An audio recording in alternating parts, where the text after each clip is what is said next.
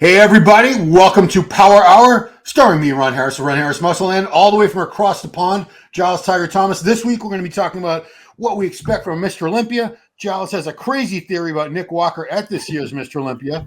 The question, will Big Ramy return? Who will he work with? What will he look like? And we'll talk a little bit about Wesley Vissers, who is blowing up, looking enormous right now, about to start a tour with Giles over in Europe. But first, Giles, I saw all over your social media, you're a proud Tiger. Lady Tiger competed in a regional event yesterday. Looks like she did very, very well. Tell me about it. Well, yes, because it's the first time she's competed since she won a category at the Big Man Weekend in Spain in November 2021. Oh, wow. And obviously last year, 2022 had the Irish incident. So that kind of overshadowed everything. So that kind of put a stop to her competition plans. Yep. Last year, she was studying for accountancy exam and doing the pageants. You know, because she's still technically the Miss Crown UK, I think, for another couple of weeks. Oh. And so she wanted to return to competing in bikini because she really wants to turn pro. And I remember when we were sat at the Big Man Weekend because we did the tour with Ashley, because Ashley was in the pro and Lauren was in the amateur in the same show in the Big Man Weekend. Oh wow!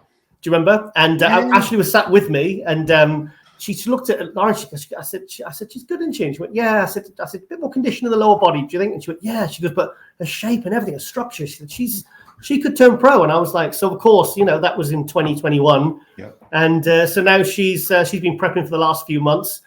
And yesterday she won her category. Just missed out on the overall. I wasn't at the show. I was in the area, but I wasn't at the show, so I'm more than happy to talk about that as well if you want, because obviously I put a couple of other things in my post.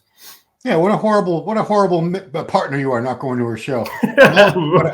I have my suspicions on why that might have been, but I also saw you posted something about you hired a close protection bodyguard for Lauren at the show. Is that right? Yeah, and I wanted somebody really, really good, somebody really professional. I spoke to him because we met up beforehand, and he was recommended to me by someone. So we basically hired him for the day, and very, very, very professional, very well spoken. He I won't mention the name, but there's a top footballer that he basically runs their kids back and forth to school, and he does a bit of close protection for the family. So that's his main client. But this guy was, I'm sure, did he say he's ex-special forces or something? But anyway, so we wanted someone to accompany Lauren to the show because obviously what happened a few weeks ago at the Two Bros show with Michael de Bull, our number one Classic UK, sixth in Olympia, sort of pro show winning guy. Yep. Obviously we all know about that. He was hospitalized, he's broken ribs, broke his nose by the supposed SIA licensed security guards. And obviously they doubled down trying to say that they did it because he was backstage and he was a predator and all these kinds of things. Yeah. But at the end of the day, come on, I think we can all read between the lines. That was bullshit because at the end of the day, he was there his phone had died and he was trying to go backstage to see his girlfriend, Petra, who was in the pro show. Right. So, and then obviously what happened because obviously, we put the post out criticizing, critiquing the show and obviously what happened. So, at the end of the day, I could throw the question to you. Would you, knowing that had happened, would you take any risks with your wife or daughter if they're in a show? Because they wouldn't even let me in. I doubt they'd even let me in the building. I've heard they've thrown people out and who are loosely connected to things at the Arnolds. And they had, remember Simon Fan? They had him thrown out of the expo. Yeah. And I think that was actually a case of mistaken identity as well, because he was like, "What are you talking about?" So, but anyway, I don't want to stray too far away. I want to kind of keep it on topic. But, Lauren was very stressed about this regional because to do the pro qualifiers, you have to do these regionals. It was a new rule brought in a couple of years ago. And because our main show is in 8 weeks' time. So she was stressing. And I said, look, well, I can't go with you. I can be there in the area if anything happens. So I said, look, I'll arrange this. And she said, and it really put her at ease. And she says, okay, then. He was allowed backstage as well, so that was good because I think they charge for backstage passes. But I said, look, whatever it costs, Lawrence, put it on your card and I'll reimburse you. I want you to be safe. I want you to enjoy this. And so I briefed the guy before and I said, look, this is a situation. Just stay glued to her, make sure she's happy and she's okay. And we just want to get this over and done with, and we can just get home and just, like I said, get fully focused for the main show in 8 weeks. Right. And that's what happened. Because thing is, I'm glad I did it now. And I think the main reason is because I dropped off a registration on the Friday night at the venue, Yeah. where you have to get your first coat of tan and register. And Ian Constable, the guy from Two Bros, he cornered her basically, and he basically tried to intimidate her. So I drove off because I said, she said, I'll be back in about an hour. And I said, right, okay, well, I'm going to go to Nando's. So I Googled Nando's on my phone, you know, on the maps. Yeah. And so anyway, 10 minutes up the road, the phone starts texting, and I get these messages from her. And I'll read it exactly, so it's word for word, because like I said, you've got to keep it factual, these things, because you know how these things can be twisted and fed to the higher ups. So so Friday, it was a 6:04. She says, Ian just called me a compulsive liar, and that we are a joke to call ourselves media. Also, we will, and I quote, will never beat me. That's what he said to her. He said, you will never beat me. That's what he said to her. And she's literally just there trying to hand in the registration, get to a tan, and I call me, and then I'll be there in 20 minutes, and then we were just going to go. And I told her, I told her before, and I said, make sure you turn your phone on. I said, because this is how we protect ourselves with these kinds of incidents. She said, I just said one thing. I don't know what to say to you. And then he said, enjoy the show. And I said, don't worry, I will. I didn't say anything at first, just gave my paper to him and went to get hype done. And then boom. Why are you and your boyfriend, me, such compulsive liars? So anyway, so that was it. And I mean, I don't know. I've 29 years I've been in the industry. You've known me since 2005. Yeah. Would you say that I'm known for being a compulsive liar, Ron? I've never known you to lie once, and that's a big turnoff for me. When people lie and I catch them in their lies, and you know, I've cut people out of my life just because I can't stand it when they're lying to my face and they're pathological and compulsive. Yeah, you are a lot of things, Giles, but you're not a liar. And also, Ron, I mean, I've put it out there. I mean, I backed away from Two Bros in August 2018 because when they first started, I was at the 2017 Olympia. We obviously broke that weekend, didn't it? Yeah. And I reached out to Bob and Ian, and I spoke to him, and I had coffee with Bob, and I said, guys, I'm all for this. I'm really happy. I'm behind you all the way. If I can support you any way I can. And then if you remember, I head judge wellness for them in June and August 2018. That's right. My partner then, Rosie, remember Rosie I used to be with, we put on a free posing seminar in Leeds. Luke Sandow, Carly Thornton drove all the way up from down south. Wow. So I was really kind of, you know, I was trying to really, really help them, you know, at the start. And then, I mean, I won't go into the details, but I basically, in August 2018, I decided just to back away. And in 6 years, I've said nothing publicly. Right. You know, and did we ever like omit any of the UK pro shows, all the previews we did, all the interviews with the athletes? So they can't then accuse me of saying, oh, he's against this, because I'm not against them at all. I'm all for the athletes, the pro shows. It's just that I just decided, you know, it was best. And I decided I just didn't want to attend because I just didn't really want any part of it, because I didn't find it a very pleasant experience when I went in August 2018. Yeah. And so I just decided to say nothing for 6 years.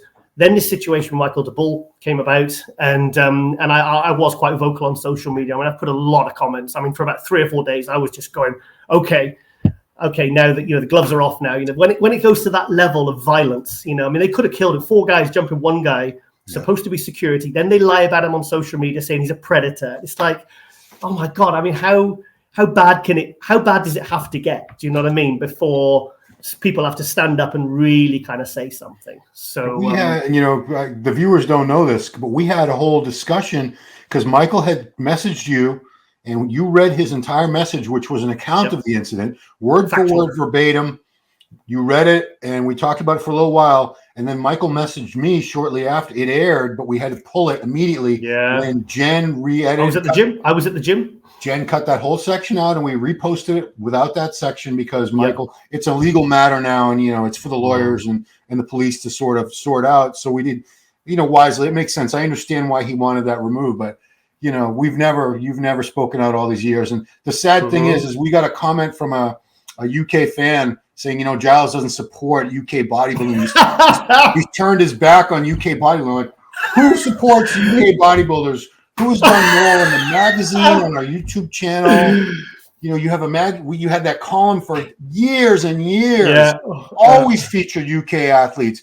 The show, the Global Muscle Show, you featured UK athletes almost, if not every week, it was almost every week. Sometimes multiple UK athletes. So hundreds, maybe thousands of UK athletes in all divisions. So You know, if anyone has done, you know, you had the website UK Muscle for years, which was strictly devoted, a forum, all kinds of sections purely for UK bodybuilding and fitness and figure and all that stuff. So I was speaking to Neil Hill yesterday. We're messaging back and forth because Lauren was getting her makeup done, and I was just waiting outside, you know, while she had it done outside the hotel. Yeah.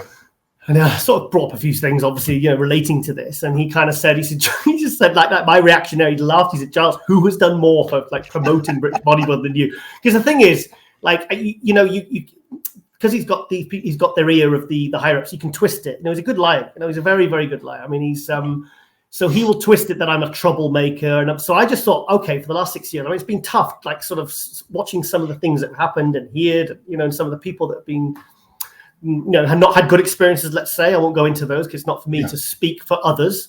Sure. But you know, to make it look like I'm sort of some sort of troublemaker. But it was hard to keep my mouth shut. Do you know what I mean? But I think when it gets to the point where, you know, like because Petra rang Lauren that Saturday night and she was outside the hospital and she was in hysterics. You know, I was like, what the hell's going on? I was like, what the hell? She goes, you know, she basically said like Michael's been, you know, like really, really assaulted. So anyway, I spoke to Michael yesterday and I said, are you going to come to our pro qualifier? Because Petra is Lauren's coach.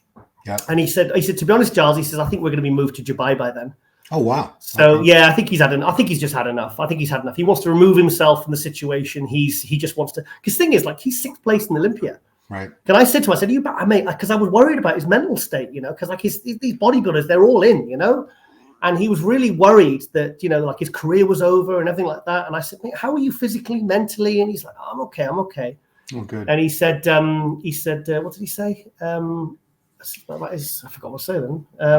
So anyway, so he said, I said, are you training? I said, because you got to keep on, you know, because we've had like, you know, Neil Curry and, you know, situations like that of suicide and mental, you know, I just thought, you know, it's very easy to sink very fast in bodybuilding, you know, mentally, you know, especially if you feel you're physically in pain and you can't train and you can't, you know, your purpose of like being a bodybuilder is taken away for at least a couple of months, you know, because you can't train properly. Yeah. And he said, yeah, I've trained a couple of times. He says, but he said, I can't go heavy on anything. He says, because my ribs start hurt because he's got broken ribs. I know. You know, I mean, broken ribs, broken nose, 4 guys on one. It's just not right, is it? It's just like, I don't know. So anyway, going back to the situation with Lauren, I wasn't taking any fucking chances. No way was I taking any chances because the thing is, it proved I was right because on the Friday night, he tried to, you know, basically tried to intimidate her and single her out because obviously he's on his territory. He's got his people around him. Lauren's by herself. She's a girl, easy target. So, you know, I felt, I'll be honest, I felt like shit because I felt like I couldn't have gone in with her because it would have been an incident. So, yeah. So anyway, but it's done with now. So she's won and she's happy and she's all buzzing. She's at the gym now training glutes. That's all those bikini girls train is glutes. Yeah. And she's looking amazing. And like I said, I think she's right where she needs to be for how far she is out from her main show. But yeah, like I said, yesterday the show went fine. She had I mean, we weren't allowed to take any pictures of him because obviously he's close protection. Like he said, no, please don't. He said, it's just not you know, it's not the done thing. And I said, well, okay, I don't really want to, you know, push it because he was a really nice guy, 6'4", huge. But he was really well spoken, like poshly spoken. And I just thought this is turned up in a nice car, and he obviously a professional. And I thought this will do nicely. Nice. So anyway, so I felt at ease. You know, I went off to Nando's twice, and then I was literally 20 minutes away. And then Lauren said, "Right, okay, all done. Won my class. Didn't quite win the overall, but you know." And then Paul was like, Paul had a good time. It was his first bodybuilding show. I think he had a really good time.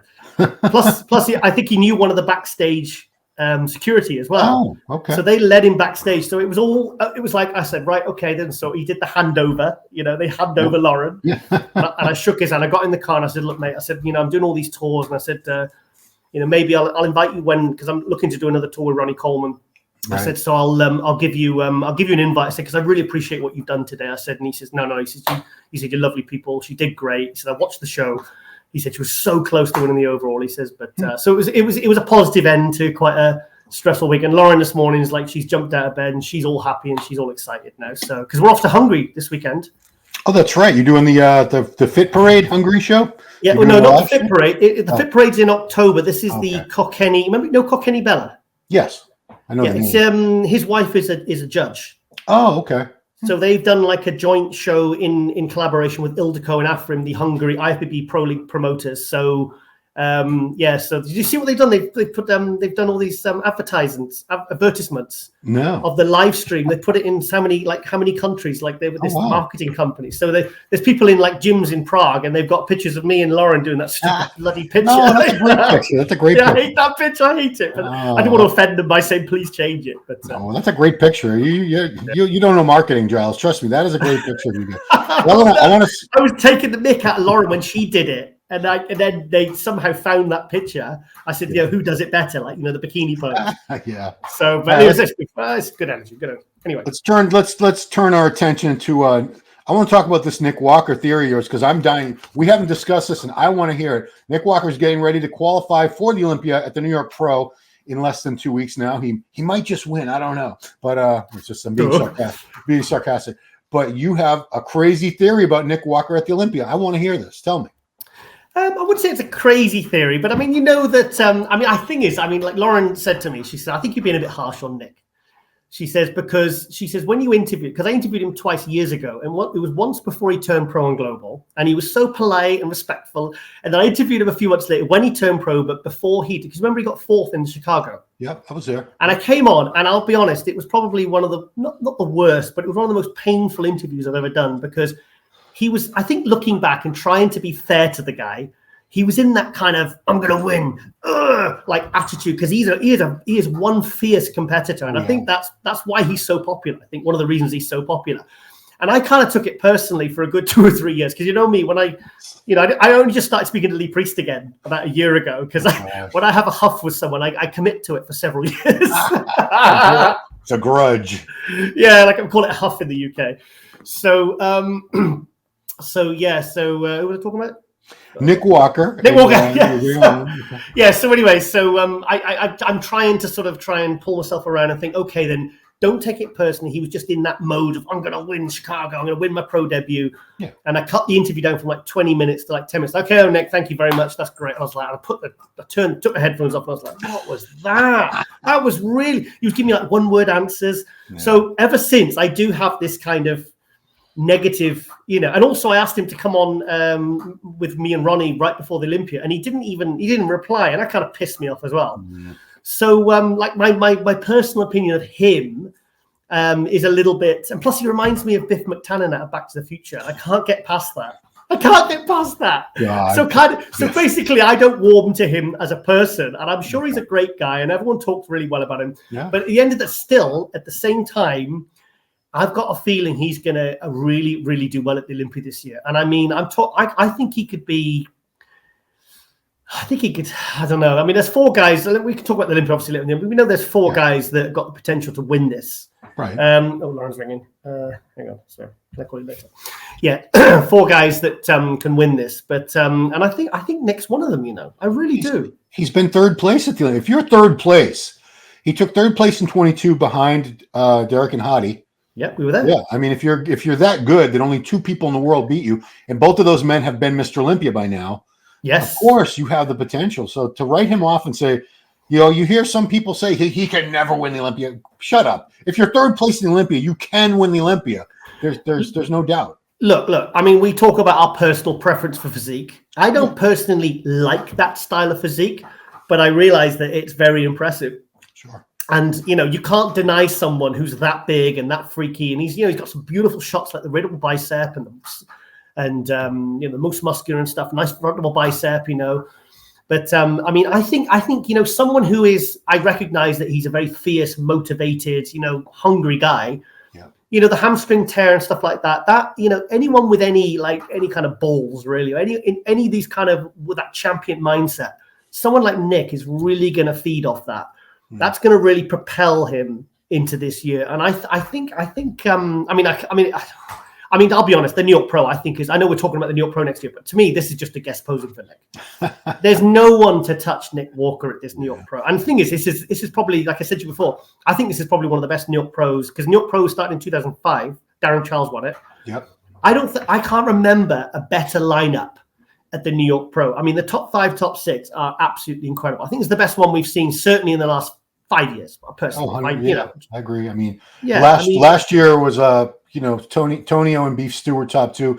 This year I just did a whole thing with Mike. we did an early preview, just the Open, and we were talking about there were like 5 guys with the potential to win after Nick. I mean, I said I almost wish Nick wasn't doing it, and that's blasphemy. But the only reason I say that is because there's a few other guys they're neck and neck. You know, Tonio, Quentin, Stu, Fitzwater, Rodriguez. There's a few guys who all could.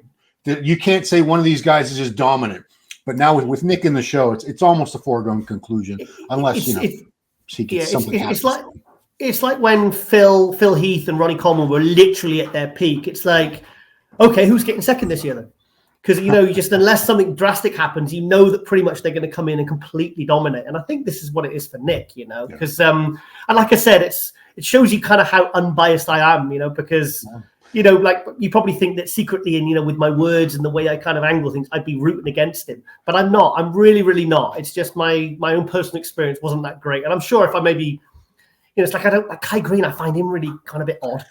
You know, I've never really gelled with him. I've spoken to him a couple of times, and I just couldn't get a reading on him, you know. But that's my own personal, you know, because because I'm friends with Ronnie and Phil and Brandon, all these people I've done tours with and interviewed dozens of times. You know, I could almost call them friends, you know. Sure. Some of them certainly are. You know, they certainly are friends. So So with Nick, I think. I think he could be in the running to win the Olympia this year. Oh my God! No, seriously. I believe it's just to hear those words come into your mouth. It's a revelation because it's not tactical. I swear. I'm not trying a sneaky tactic to make it look like, oh yeah, he's trying to prove that he's not biased when he really is. I mean, I will say it though. I think I don't know whether it's the angle of the photos, but to me, there looks like a bit of a disparity. Like he looks a bit top heavy to me now. But regardless, we were going over. We were comparing pictures of him on his Instagram and stuff, and his back has he posted a rear double from 2021 to now. Yes. His back has doubled in size. His rear, I didn't even realize his rear double was actually a weak shot before. It's not. He's put so much muscle on his back. I mean, that's going to be an insane back double. When him, Hadi, and Derek are together hitting a rear double bicep, it's going to be insane. Those are three of the best rear doubles in the business right now. I mean, that rear double has been the decider for Ronnie, for Phil Heath. You know, that was for Flex Lewis. Yeah. So for him to really recognize that is kind of like that could be the decision maker when it comes to who they want where. Yeah. You know, is such an important pose. I don't know why. It just seems to be that's how it's shaking itself out in the pro ranks. Mm. Because if you notice, like I said last year, I said that was Hadi's only weak pose because it felt it lacked separation. But I saw it at the Arnold UK because I was there with Ronnie front row, and we saw on the live stream. I remember I said on the Power Hour a couple of episodes ago, I said he's finally. In fact, somebody did a video grab, some Middle Eastern, and because I was praising the fact that his 1 weak pose is now not a weak pose anymore. It's crisp, it's separated, so he knows, and that probably was the shot that tipped Derek Lunsford over the edge to just sneak past Hadi to get the win last year. So I think and also Samson's readable bicep is really coming up. I mean, that's really becoming a very strong pose. So he's probably thought, okay, I really need to do everything I can to really make sure I get this pose brought up and bring all the areas up. So I've got a dominant readable bicep.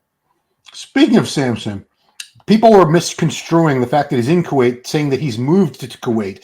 Didn't he just buy a beautiful new home in the UK, which he probably has no intentions of selling and moving to Kuwait? No, I don't think. I mean, I speculated that I thought he was going to go out and. Okay, there's a few things, there's a few parts to this.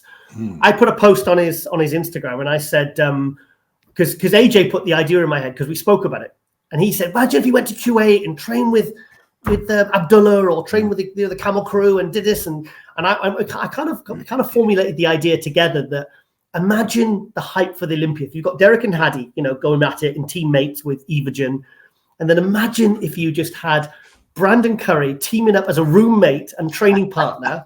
Seriously, I mean, it's just so I'm thinking from like say Dan Solomon's point of view or like a hype or a media guy's point of view, and a YouTube thing to follow that I would personally love to follow.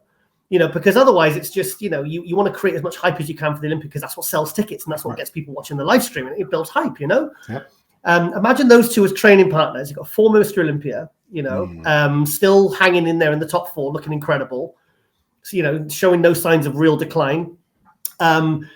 And trained by Abdullah and all that, and then kind of that building hype for the Olympia, then throw in a returning Nick Walker and Andrew Jack versus Crizzo. So you got like 3 different competitions going on in one, and then you got the wild card, and then you still got Brandon, who's still bringing it, and you got the Hunter LeBras. I mean, like I said, it's a fan's wet dream. I was thinking in my head, So I put it on the Instagram, and then Samson's wife Marlena messaged me, and she said, "Giles, please don't put that." She says because.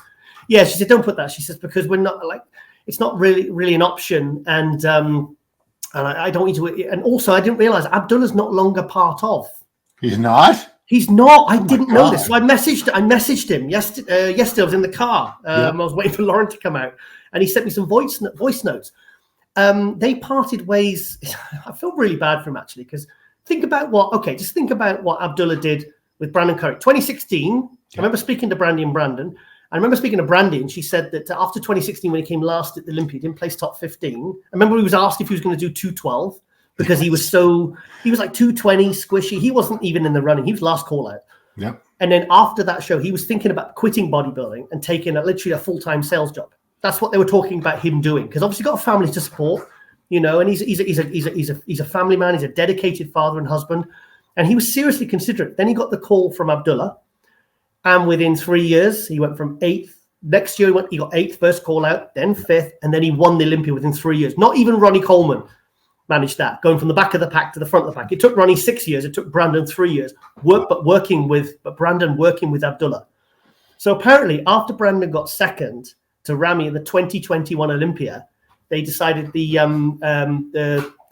Bader and that team, whatever, they basically got rid of him. Wow, it's been that long, and we haven't. You'd think we would have known by now. Well, he's not a whinger. He's not a crybaby. He just got on with it because I think he still works slightly, but he's not in the place. He's not working within there. You got like Nathan Diaz who works with Askar. Yeah. Or is that Dubai? I always get the two mixed up. No, they were in. Nathan was in Kuwait with Askar before. Ahmad Askar. Yeah. So anyway, Abdullah's not part of the inner team anymore. And basically I heard it was because he got second. So basically, Brandon getting second and not beating Ramy that second year. Oh wow! They decided to get rid of him. So I don't know. So that's basically what I've been told. So I just think I felt really bad for him because what he did with Brandon from 2016 to 2019. I mean, don't people have short memories? He was Ramy's coach for all those years too. I mean, Ramy. Look what he did with Ramy. Look, Nathan Diaz looked incredible. Yeah. Nathan looked incredible when he was in. And he's looking good again now. But I mean, look what they did with Brandon, Ramy, Nathan. It was a whole crew. He helped a lot. I mean, he coached a ton of people. But he's the man, I tell you, he's the man. You just mentioned Ramy, and that transitions perfectly into the speculation. What's going on with Ramy? Is he coming back? Is he done? I know. Not naming names, I know he had been in touch with the top coach that you were in contact with, and we thought he was going to work with that coach, and apparently that's not going to happen. So, what do you know about Ramy and whether he has any intentions of coming back, or your own speculations? I'm going to have to be careful what I say here because somebody's I've had people tell me a few things in confidence. Right. I'm not going to say he's not coming back, but there is hints on his Instagram and stuff that he's training and he's looking big again. But right now I thought I knew something, and then it turns out that wasn't the case. So I don't know. This is something we'll have to revisit. But I mean, wouldn't you just love to see Ramy come back all guns blazing and really throw a cat amongst the pigeons at Olympia? Because like I said, in my eyes, I've got Derek versus Hadi. I've got all the other Samson versus Nick and all these Crizzo versus Andrew Jacked, and then you've got Brandon Curry and Hunter LeBras, and then if you threw just a all-time, a really 95% or 100% Ramy in amongst that, it'd just be like an atom bomb. I just think it would make for an absolutely incredible Olympia. But like I said, this is what basically we're hoping for, but we don't always get what we want, mate. I mean, it's we all root for the underdog, and we want to see somebody who's been written off, and especially in his case where it seems like his body was just finally revolting against him, and it was never going to be able to recapture the look that he had when he was winning the Olympia, or even in the few years leading up to that. So if he could do that, of course, what a story. It's a boring sport when you think about it. It's just guys flexing on stage. So we need storylines, we need drama, we need things to really get us emotionally invested in it. Yeah, but Ron, we're saying that based upon how he looked at that Olympia when he got 5th.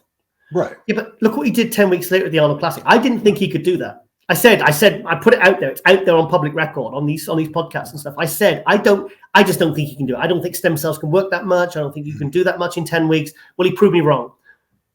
So we're basing upon that about how he looked at that 2022 Olympia. You don't know. He's only 39, I think, 39, 40. Yeah, he's not 40 yet. I don't think. He's 39. So he's still got 2, 3, 4, 5 years. I don't know, maybe longer. I don't know. Maybe the Egyptian genetics maybe allow him to go until he's like mid-40s. I don't know, because he kind of came out of nowhere and took a few years to hit his peak. But I don't know. I just I wonder why he wouldn't stay with Chad. He was still working with Chad at that Arnold that happened at the 23 Arnold, right?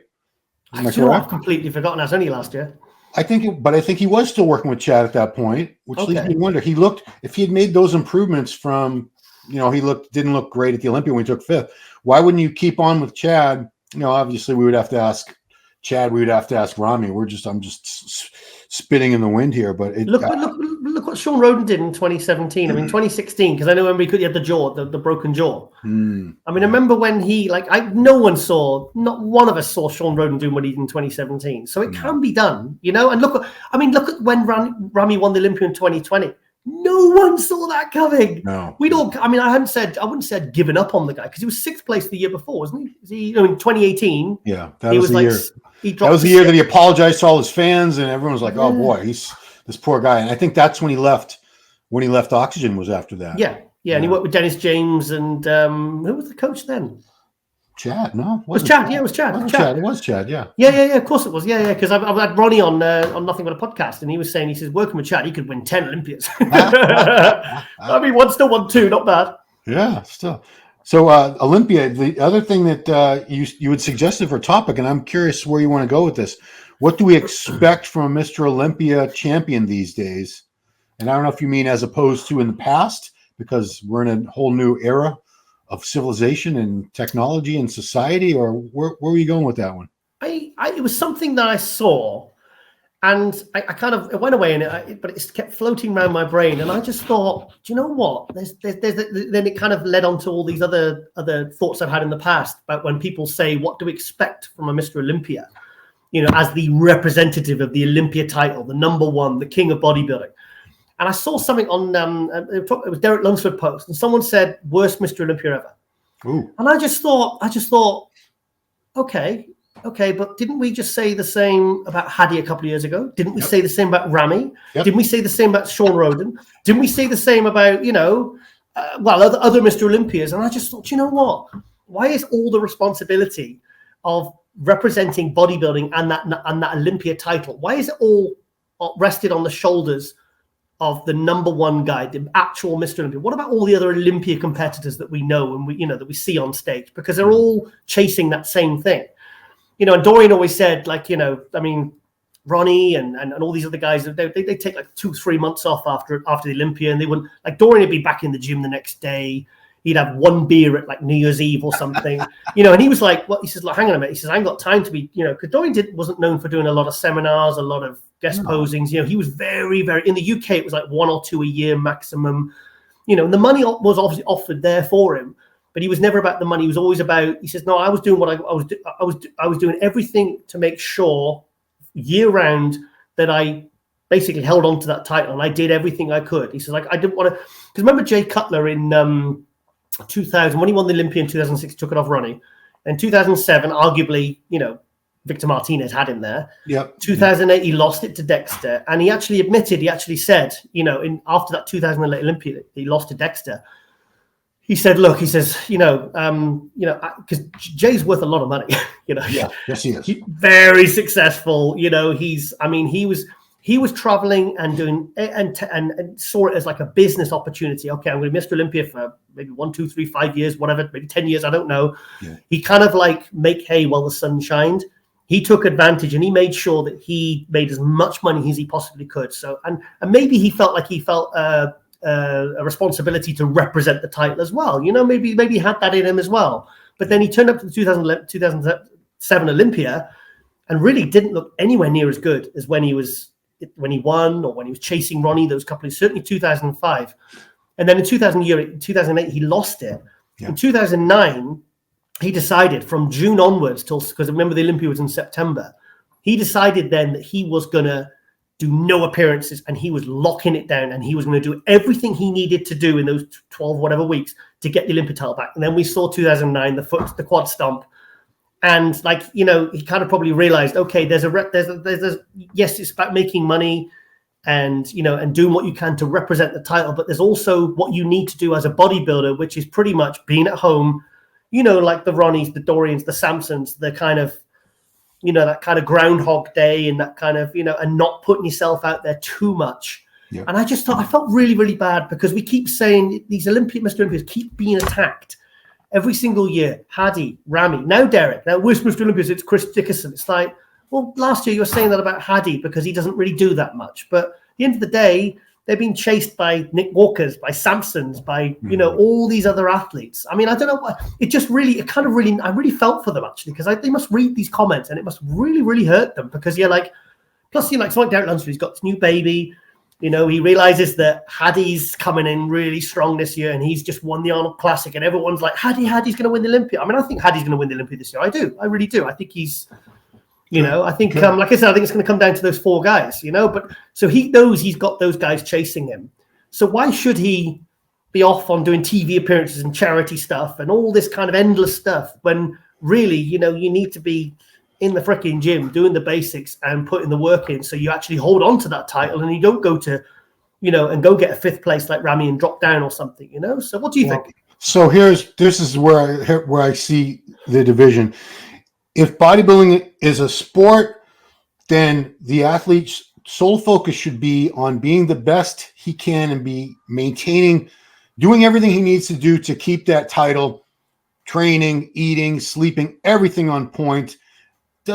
He doesn't have to make one social media post. He doesn't need to go to one children's hospital or a football game. He doesn't need to do those because he's supposed to be the greatest athlete at his chosen sport. The best in the very best in the world. We don't expect athletes in every other sport to be on tour all the time promoting, you know, soccer or football or basketball. There are other people for that. There's marketing teams and the leagues can do that.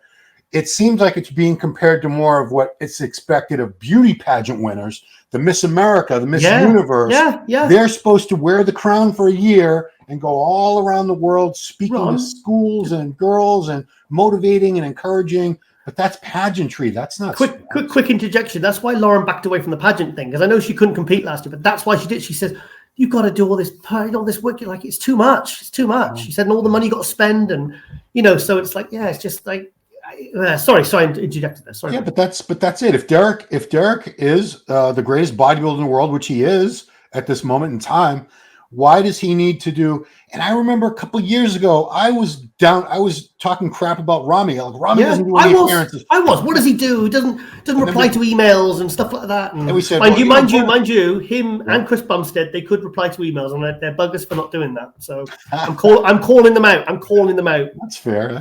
Yeah, but I am. No, you at least respond to emails, even if it's a no. Because we had brought up Brandon, because Brandon did do a lot of appearances. Yeah. He would bring his Sandow trophy around to like schools and to, kids' football games and let them hold the trophy and take pictures with it. The day after he won the Olympia, wasn't it? And someone said to Blake, is Ramy supposed to do that? Why does that make Brandon a better Mr. Olympia than Ramy? Because he lets kids hold the trophy or something? So, yeah, I think we do expect too much. Yeah, it's a different world we live in now. Back in the old days, when there were just magazines and there was no social media, we didn't see Mr. Olympia except at the Mr. Olympia. Maybe he did some seminars here and there, but like Dorian, was Dorian a great Mr. Olympia in that context? He hid in his gym all year. But then he'd pop up at the very end and win the Olympia again. This is where people like Peter McGough came in handy, because they created this mystique that kind of got into the heads of the competitors.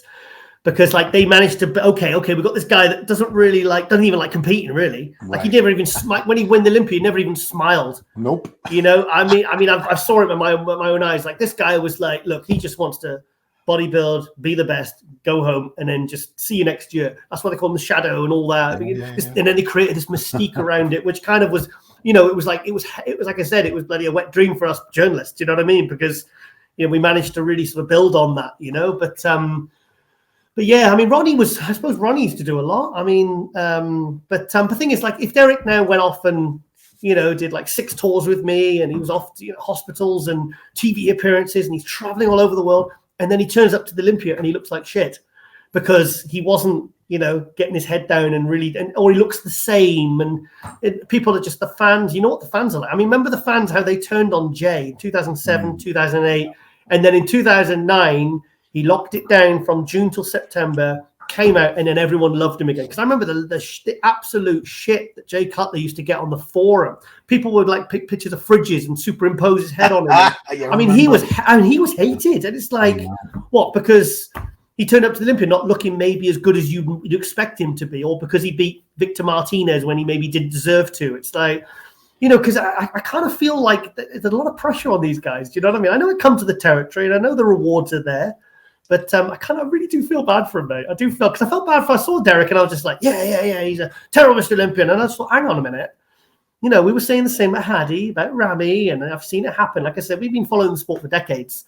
Yeah. And it's the same patterns. And I kind of feel like we need to speak up for these guys. Well, the last point I want to make on that is, okay, so if an Olympia champion does make a huge effort to be this great ambassador representative and go on talk shows and go here and go there and charity events and this and that, what is really accomplished? Do we really build the fan base? Yeah. Are those people going to become fans of pro bodybuilding and start following the Mr. Olympia and buying tickets and watching pay-per-views and getting excited about competition? I seriously doubt it. They might think, oh, that Derek Lunsford guy, he's a great guy, this bodybuilder guy. And, you know, our bodybuilders aren't all bad, but they're not going to become fans of the sport. They'll just have maybe a little better image of the top athletes in the sport. So, yeah, I mean, the way I've always felt about it, when people say it's a responsibility as Mr. Olympia to, whilst you're being Mr. Olympia, you've got to do this, and this all the time. I just thought, hang on a minute, why is this all put on the shoulders of the one guy that is like, really, he's at the top of the hill? He's like, remember Arnold said, you know, the one, was it on Pumping Iron, you know, the one at the top, the wolf at the top of the hill, and everyone's out there to try and take you out.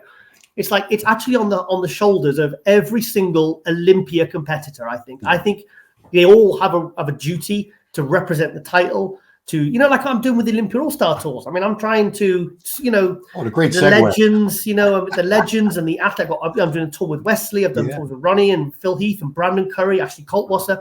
You know, we're working on multiple different tours at the moment, you know, for the future. And we are actually trying to reach out to all the divisions. Oh, wow.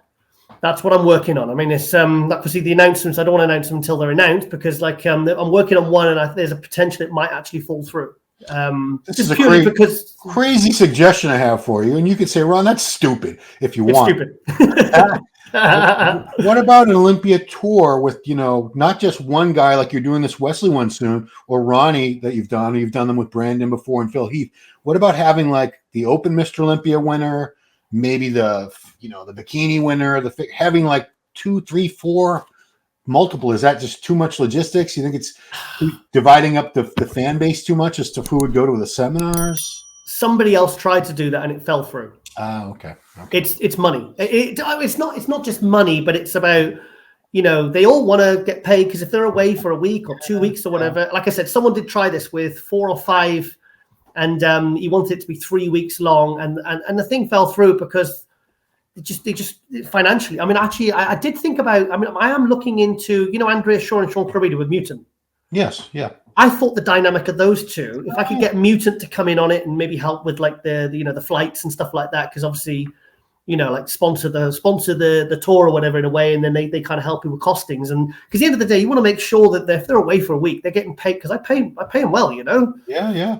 You know, I mean, God, you know, it's there's one I'm working on at the moment, and if I can pull it all together and put the proposal to this particular person, I'm gonna be his number one guy. I tell you, I'm gonna be on his top of his Christmas card list. I tell you, because it looks like I might be able to pull it off, and it'll be announced in the next week or so. But we're talking like big money.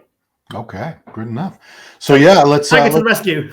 I'll tell you the rest. So the Wesley, Wesley Vissers is all over. As we're recording this on a Sunday, the past few days, there's been all kinds of footage of Wesley popping up. He's looking enormous right now. He clearly didn't take a vacation and stop training for a month after the Arnold. He's hungry, mate. He's catching that rebound, and he's just blowing up, looking fantastic. So what a perfect time to take him on tour, because people are still buzzing about him right now, and he's looking incredible at the moment. Ron, you got to feel sorry for me, because I've got to feed the guy. In fact, I had a prep meal company willing to sponsor all his meals for free. Oh, good. But when we actually looked at the menu, it's not really suitable for like the diet he's on at the moment. And he said, "Oh, it might be, Giles." He said, "It might be okay for a couple of days." He says, "But he says, I said, no, it's fine. Don't worry about it. Don't worry about it." I said, I've got a plan, which I've got to work on tomorrow, because it's bank holiday here tomorrow. It's like a national holiday. I'm going to work on, to make sure, because otherwise, I mean, it doesn't matter. What's it going to be? A few $100 to feed the guy? Because I want to make sure he doesn't miss a training session. He doesn't miss a meal, because, the idea of these tours is to promote them, and, because he's bringing his girlfriend because he wants to sell his clothing at the events. We've got ESN, his sponsor, involved. They've sponsored the tour, which basically covered the cost of his flights, which is, a huge deal. I'm paying for his videographer to come that also works for ESN. So he's going to get a lot of YouTube content. He's got a big YouTube following, which he'll make money on, so I want to make sure that I'm trying to make sure that he goes home and like, shit, I can make great money. I've been all over the UK. My fan base, the Olympia's sharing everything, because the Olympia, anything I do and it's got that Olympia logo on, I tag them in. They always repost. Yeah. That's how they, and all I do in return pretty much is I provide like a highlight reel of all the days. Because then, they see that like when I said with Ronnie, I did that highlight reel. And in return, they let me get on with it. They support me. They repost everything. And this is why it's a really good reciprocal agreement. They trust me. I assume they trust me enough to make sure that they're going to be looked after. And because I said to Ronnie, do us a favor. I said, send us a favor. I did this with them because the reason I got the Olympia All-Star Tours, because originally it was the Global Muscle Pro Tour. I did the one with Phil Heath. Yeah. Dan rang me a few weeks after, and he said, Giles, he said, look, I've just gone off the phone from Phil, and he was singing your praises. He said, you did a great job, and I love what you do, and how about we make it this? And then I kind of call it Olympia All-Star Tour. So they did the logo and everything else. And that's how that came about. And then obviously I did the 3-country tour with Brandon Curry. And that's kind of how it came about, because they obviously know that, I hope that they know that I'm going to look after them and everything's going to go smoothly. So when Ronnie did his, I said, do us a favor, Ronnie. I said, can we just do a quick video and send it to Dan? And, and Dan kind of sends a video giving us the thumbs up. And that means then I've got their support, So it's like I said, it's a situation where everyone wins. But at the same time, I've really, really got to focus as hard as I can to make sure that each one of these tours goes well. Everyone turns up on time, everyone's happy, and so far so good.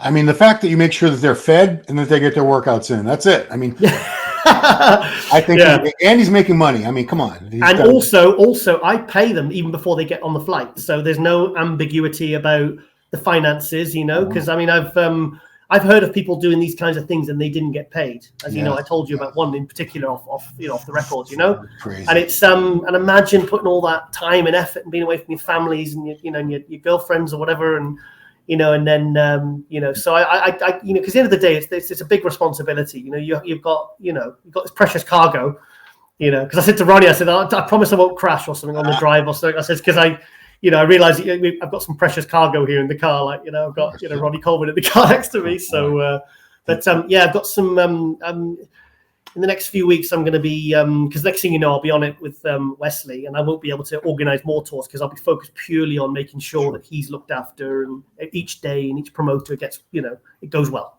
Yeah, the Wesley, the last thing I want to say about Wesley is I've never seen, Bumstead's had this title for 5 years in a row now.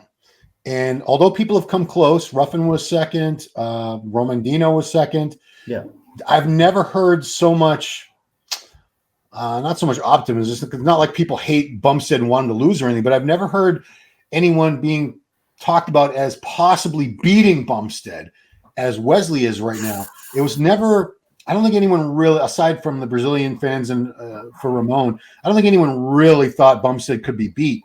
But this is some going on. There's Laura just shut the door. She's back home. Okay, welcome home, Lauren. But yeah, it's he's got a huge fan base. Wesley's getting bigger all the time, and that Arnold win was just such a surprise. Like we weren't even talking. Somebody that we weren't even thinking could ever have a chance of standing next to Bumstead and getting like a really serious call out. Now people are talking about he might be able to beat this guy, which is insane because Bumstead is just so dominant. Well, I've been because obviously I like to have a theme with the tours, like when with Phil there was like a catchphrase, not a strap line that kind of influenced his what he spoke about every single day. And Phil's was get better, not bitter. Brandon, and they'd kind of work it in, and every day you could see they put thought into because every single day. Like certainly with Phil anyway, his seminar every single day was very, very different. He was incredible. That's what blew my mind. Huh. Like, he'd get up there and stand for talk for 2 hours, and there was a theme, and you could see he thought about it, and he'd have 10 minutes by himself in the bathroom. He said, guys, just give me 10 minutes. And I'd get into almost not character, but he'd get into the mindset of, okay, this is what I want to, not just talk about himself for like drone on for 2 hours, but actually really kind of give like a sort of message, And but with Wesley's, I've been doing hashtag next in line. Next in line. So I was chatting to him, and I said, mate, I'm telling you, I think Bumstead's going to retire after this year because he's got the baby. It's not, like I said, it's not based upon any fact. It's purely my instinct, just purely my feeling. Yep. I feel like he's got the baby, and he's at a level now where does he need to go on and win 7, 8, 9, 10? He said he wants to be retired by the time he's 30. There's a lot of different factors, a lot of signals to me. That if I was a betting man, I would put 100 quid down and say, I think he's going to go for the 6th one this year. And then I think he might even announce it on stage. That's just, like I said, that's not based upon anything I've heard. It's just purely my gut feeling. Yeah. So I said to him, I said, I think he can win. I said, you're the next in line. But I kind of insinuated that it was for next year. And he went, Giles, he went, no, Giles. He says, I'm going to beat him this year. Okay.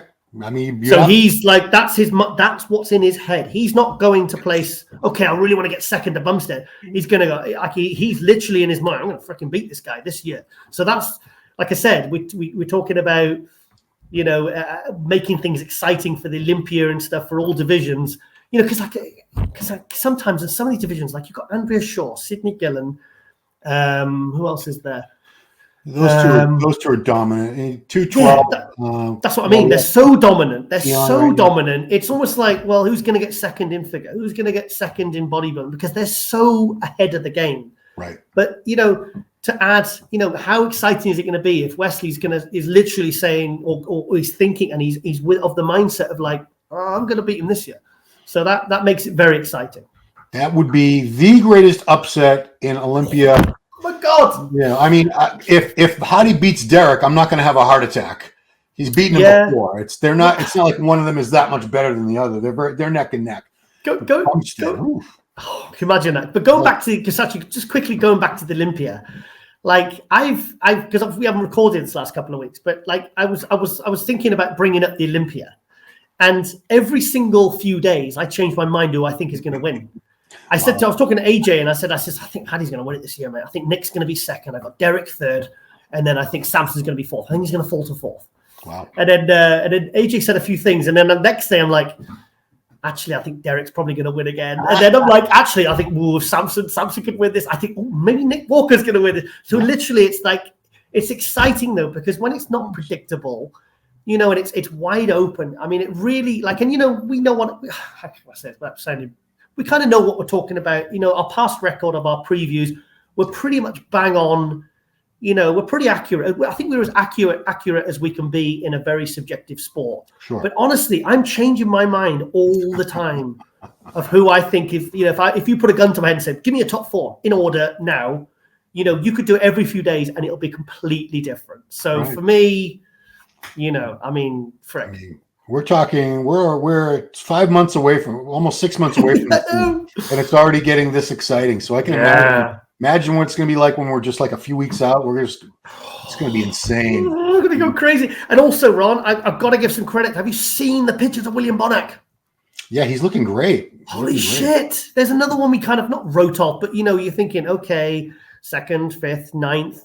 and then he's working with Stefan, boss of Outlaw, and those recent pictures 6 weeks out, he could step on stage now. I mean, I think that's the best Bonac I've seen, and he seems to be growing because you could see like his legs were a bit down, the things weren't popping in the frontal bicep like it used to when we saw him win the Arnold Classic in 2020. Yeah. And 2018 was it he won it? Yeah, and then Brandon beat him in 2019. It's like I kind of not, there is a shelf life of a career. There's like a peak and a trough, and there's a bit of it drops off a little bit. I mean, Dexter did it a couple of times where he kind of pulled it back and got like a second and a third wind in his career. Yeah. And I'm so excited because the thing is, I mean, me and Lauren are doing the live stream for the Impro, the Spain show. Wow. Yeah, that's almost a month away now, right? I know, and I was honestly at one point I was on the fence because it's 2 weeks out from her show. And I was on the fence about going, and now I know that Chriso, Beruz, and Bonac. I said, Lauren, we're going. I said, you're just gonna have to just pack your food and just eat horrible fish. I was putting up with I was in the car last night, which was eating a cold fish last night. It stank the car out. But you know what? I will put up with it for the whole weekend, and she's got to be there with me because I need her there for the live stream. Commentary and stuff, because I've done it by myself, and it's hard. It's really hard, and it's not as enjoyable when you've got somebody there with you. Of course, and that show is going to be something else, mate. And also, quickly, there's a new pro show in Amsterdam in July. Oh, they just added an open show, Euromuscle show. Euromuscle. What's my column used to be called? That Euromuscle scene in MD. It's a British promoter. He's putting on a big, it's like a bodyguard Arnold type, expo and pro show, classic 212 bikini. Okay. I mean, I'll be talking about this a lot because I said to him I'm going to help him, hype it. Where Bonac's involved, Wesley's involved, ESN's involved. They got jiu-jitsu and all the powerlifting and all that sort of stuff. So that's another really exciting event that could be, that could be like another FIBO. When the FIBO had the pro show and Body Power at the pro show. So there's a lot going on in Europe at the moment, mate. I tell you, it's all kicking off, and it's all good. Wow, now I'm jealous because I'm not in Europe. But, come over, come stay. Well, that's it. That was almost an hour worth of Power Hour. So thank you, Giles. This is a good one. I know we skipped a week there, but I wanted to make sure we had a lot of really cool stuff, and I think you knocked it out of the park this time for sure. I want to remind all you viewers out there, please, if you like this stuff, subscribe, like, share, ring that notification bell so you know when we're doing all these things. Great content we're trying to bring you here on the Ron Harris Muscle channel with amazing people like Giles Tiger Thomas, Big Mike Cox, Ginger Reese, Dr. T, all the best that you can find here. So appreciate you guys watching. Giles, I appreciate you so much for doing these with me. Sorry, one thing before you sign off completely. I'm back from Hungary Sunday night. Okay. Because me and Lauren are doing the Cook Kenny Classic live stream, and then I've got Monday, and then Tuesday morning early, I'm driving up to Glasgow to pick Wesley and the team up, and then we start the tour. So let's. I don't want to be skipping any more weeks, mate. So let's get it locked in for Monday, and then we can get this knocked out. Because like I said, there's so much going on at the moment, mate. It's just there's too much to talk about. Skipping a week is actually torture for me, mate. And I really, really want us to see. I want to see you build this channel to like Nick Strength and Power numbers, mate. Oh, dude. You deserve it. You deserve it. Imagine that. So next time we will be talking about the New York Pro, guys. What we are already seeing shaping up to be the best New York Pro in many a year. So don't miss that. Make sure you subscribe and have your notifications and all that good stuff on. So that's it. Thank you so much for watching Power Hour with me and Giles Tiger Thomas. We'll see you next time.